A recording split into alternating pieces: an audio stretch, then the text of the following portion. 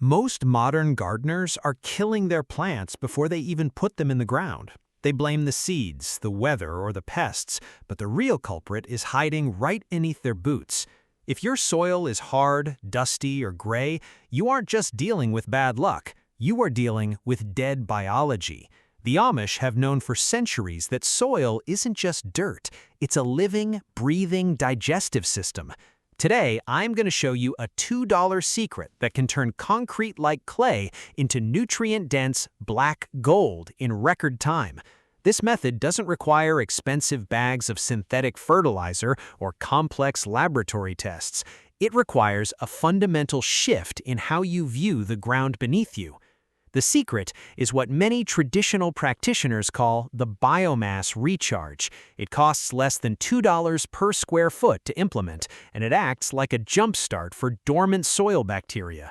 To understand why this works, we have to look at the microscopic disaster happening in most home gardens. Over-tilling and chemical pesticides have created a sterile environment. When you use synthetic fertilizer, you are feeding the plant, but you are starving the soil.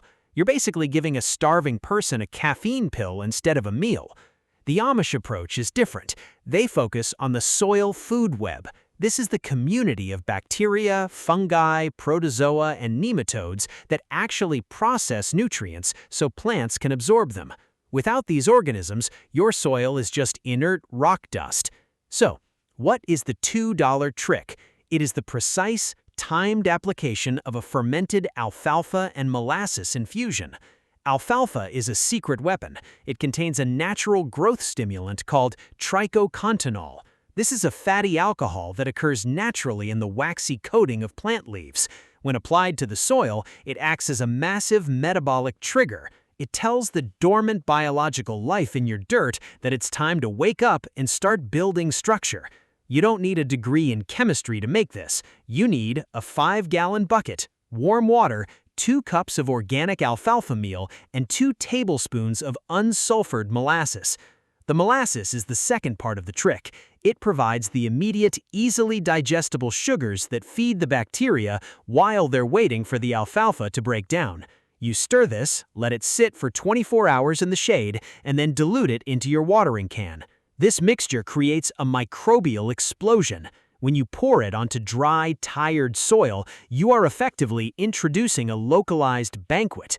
Within 48 hours, you will see a physical change in the soil texture. It starts to crumb, it starts to hold moisture, it starts to smell like a damp forest floor rather than a dusty construction site. This technique dates back to the early 19th century agricultural practices brought to Pennsylvania by German settlers.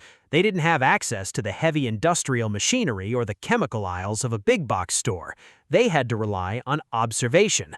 They noticed that wherever alfalfa grew, the crops surrounding it were significantly more vibrant. They distilled this observation into a repeatable, low-cost system. Compare this to the standard gardening advice you see online. Most experts tell you to add peat moss, lime, or expensive store-bought compost bags.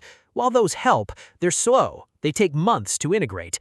The alfalfa-molasses trick works on the biological level, accelerating the natural processes of decomposition and nutrient cycling. It turns your soil from a passive substrate into an active participant in your garden's success. There's a specific way to apply it to maximize your results. Do not pour this on top of a hard-baked surface and walk away. You must use a broad fork or even a garden spade to gently aerate the top 3 inches of soil first. This is crucial. The oxygen needs to get in there for the bacteria to thrive. By creating small fissures in the ground, you allow the mixture to penetrate deep into the root zone. This isn't just about reviving dead soil, it's about building long-term resilience. Once the microbial population reaches a certain density, the soil begins to self-regulate. It becomes better at holding water, which means you spend less time and money on irrigation. It becomes better at suppressing weeds because the plants you want are finally strong enough to outcompete the ones you don't. Many people ask if this works for potted plants or raised beds, and the answer is yes, but with a slight adjustment. Because a raised bed is an isolated system, the microbial life can actually burn out faster if you're not careful. Use half the concentration for pots. You'll notice that your leaves turn a deeper, richer shade of green within a week. That is the nitrogen-fixing bacteria finally doing their job, pulling nitrogen directly from the air and depositing it into the soil where your plants can access it for free. We live in a culture that has been sold the idea that convenience is better than quality. We've been taught that if something is wrong, we should buy a chemical product to fix it. We've been taught that the soil is just a medium for holding up plants. This is the fundamental lie of modern industrial agriculture. When you treat your soil like a living creature, your entire relationship with your garden changes. You stop being a consumer of garden supplies and start being a steward of the land. The $2 you spend on alfalfa and molasses is just the beginning. The real profit comes in the form of yield, flavor, and the undeniable peace of mind that comes from knowing exactly how your food is being grown. Test this on a small patch of your worst soil. Pick the driest, most pathetic corner of your garden. Apply the infusion, wait a week, and then dig into that same spot. You won't just see the difference, you will feel it. The soil will be soft. It will be alive. Nature does not have a waste problem, and it certainly does not have a nutrition problem. Nature only has a biological cycle problem. When we interrupt that cycle with heavy chemicals and excessive tilling, we break the system. When we use simple, natural tools to help that cycle resume, the soil heals itself with surprising speed. The garden you want isn't waiting for you to buy better seeds, it's waiting for you to invite the right guests to the party. The bacteria, the fungi, and the organisms that have spent millions of years perfecting the art of turning dust into life.